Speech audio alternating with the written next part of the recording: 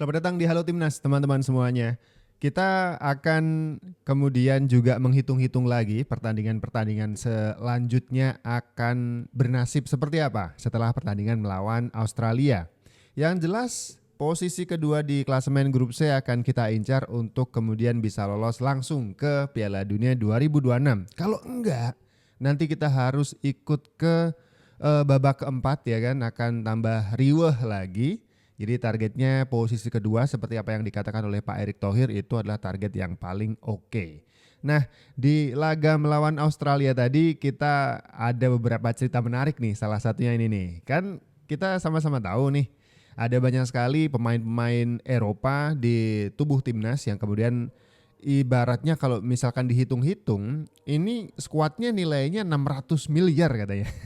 Tapi lucunya adalah sekelas kualifikasi Piala Dunia tapi dikasih fasilitas ala bus sekolah katanya. Waduh, beneran nih Australia.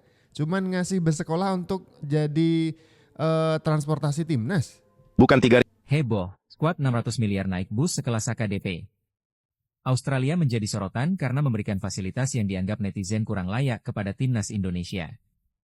Hal itu terlihat dari bus yang ditumpangi pemain dan staf timnas Indonesia. Dalam video yang diunggah akun Instagram Garuda Legend, terlihat kondisi bus yang jauh dari kata mewah untuk sekelas ajang kualifikasi Piala Dunia. Di mana desainnya sangat sederhana, ukurannya pas-pasan, bahkan lampu depannya mati sebelah. 29 pemain beserta staf pelatih pun tak muat untuk duduk. Hal itu terlihat dalam stories Instagram eksklusif milik Eleanor Ejders, di mana Nathan Choyaon bahkan berdiri seperti kenek saat bus tengah berjalan. Masa sekelas kualifikasi Piala Dunia dapat bus begini? Gimana komentarnya, Sob? Ya ini parah sih, ini kualifikasi Piala Dunia. Apakah ini termasuk dalam strategi Australia untuk memberikan perang urat syaraf biar pemain Indonesia ngerasa nggak nyaman karena dapat transportasi bus yang bahkan lampu depannya mati satu. Gimana ini Australia? Ngakak gini ya kan. Ada Elite Man komentar, gua baru balik dari akun timnas Australia. Waduh, sudah menyerang saja bang. Ajak-ajak yang lain. Ini udah baru balik dari timnas akun timnas Australia. I had dream. Ntar kalau main di sini suruh naik Metro Mini aja. Iya, naik bajai aja bang. Biar ini gak muat ya kan. Andi Deka Al Aidit. Untung gak ditilang tuh bos. Lampunya cuma nyala atu. Parah sih. Ini kualifikasi Piala Dunia dan yang datang ke sana adalah timnas Indonesia. Waduh, parah sih, parah. Ada juga komentar dari Enggarliano. FIFA akan mencatat dan mempertimbangkan sanksi pada Australia. Penyediaan bus tak layak pakai yang dapat membahayakan keselamatan tim tamu. Iya, masa Nathan Choyaon harus berdiri karena nggak dapat kursi. Ini aduh, parah sih, parah banget. Kita balas kalau misalkan ada jadwal selanjutnya entah kapan ya kan. Atau mungkin akan ada pertemuan selanjutnya entah kapan juga, kita balas ini pasti. Bukan 3.500, melainkan 10.000 supporter Indonesia siap memerahkan Stadion Australia. Ya itulah yang disampaikan oleh Bung Harpa selaku pengamat sepak bola yang kini tengah berada di Australia. Memang Federasi Australia sendiri menyediakan kuota terbatas untuk supporter Indonesia yakni 3.500 kuota. Namun nyatanya setelah diamati dan didata oleh Bung Harpa, ada sekitar 10.000 WNI yang berhasil menyelinap mendapatkan tiket. Itu artinya Sydney Football Stadium akan full berwarna merah. Bukan 3.500. Ini benar atau enggak? Di pertandingan tadi coba ada yang mengamati enggak? Soalnya saya enggak datang ke Australia nih. Ada kabar dari Bung Harpa, katanya yang masuk ke stadion bukan 3.500 supporter, tapi ada yang menyelinap dapat tiket juga. Tadi sudah ada pendataan juga dari Bung Harpa, katanya 10.000 supporter timnas memerahkan Stadion Sydney Football Stadium di laga Australia melawan Indonesia tadi. Waduh, gimana ini menyalahi aturan nih? Karena kan Australia cuma ngasih 3.500 kuota supporter aja. Tapi setelah didata ada 10.000. Waduh, Jatah tiket hanya 5.000 orang, namun fans Indonesia yang datang nonton ke Sydney capai 10.000 orang. Oh. Sydney kandang Garuda namanya terrealisasi di laga versus Australia. Pasalnya berdasarkan informasi dari Bung Harpa, supporter Indonesia yang menonton langsung laga tersebut mencapai 10.000 orang. Padahal jatah tiket yang diberikan Australia untuk supporter timnas hanya 5.000 orang. Entah gimana ceritanya 5.000 orang sisanya bisa mendapatkan jatah tiket tambahan. Kali ini para pemain timnas akan mendapatkan dukungan yang luar biasa dari para fans Garuda di Australia. Oh, sorry. Tadi saya bilang 3.500 ya. Ternyata 5.000. Jatahnya 5.000 katanya. Cuman yang datang 10.000. Waduh. Animo masyarakat bola kita emang jos sih, jempolan banget nih. Waduh, ada kabar tadi Sangat Pak baik. Ketum Mereka PSSI coba nggak memberikan dateng ya? baik. Kemarin James Johnson juga telepon 2 kali ke saya menyayangkan saya tidak hadir karena memang kebetulan besok malam kan saya berangkat ke Greece untuk pemilihan presiden Olimpiade. Jadi yang memang kebetulan tidak boleh diwakilkan. Jadi nanti yang pergi ke Australia, Bapak Presiden menugaskan Pak Menlu dan Pak Menpora, lalu saya diwakilkan oleh Pak Zainuddin Amali.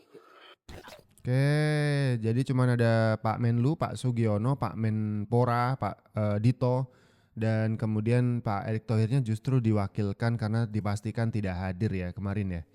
Wow, jadi ini dong kurang supporter nih Pak. Tapi nggak apa-apa nih, ada 10.000 supporter sudah memadati Sydney Football Stadium tadi ya. I'm very happy about the quality that we have in the group. Everything can be better. Like I said, we didn't have many times to train, but still got a very good feeling about my team, about my players individually, and we will see tomorrow. But of course, there's things I don't have to explain here, but there will be some things change, but that's between us. If I can. Well, I tried my best, of course. It's not easy. As Jay just said, the coach Inte was there for 5 years, did a very good job. A lot of respect he earned in Indonesia and well respected. Well, they have a lot of personality in the group. I think that Mr. Popovic did a good job in that. Individual qualities they have as well. They have a very solid group. And what we going to do about this? Well, we have also a very solid group, individual qualities, and try to get Australia on the weak places.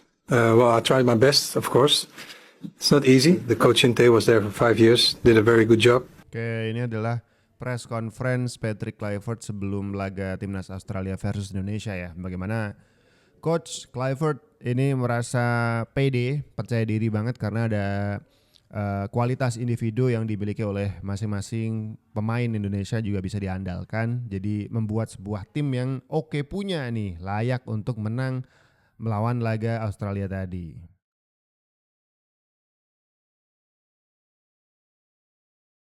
And for me, my message is when new players arrive that even though we come from different parts of the world, we were born in different places, we still fight for the same colors. And we still have a duty to defend and represent the country.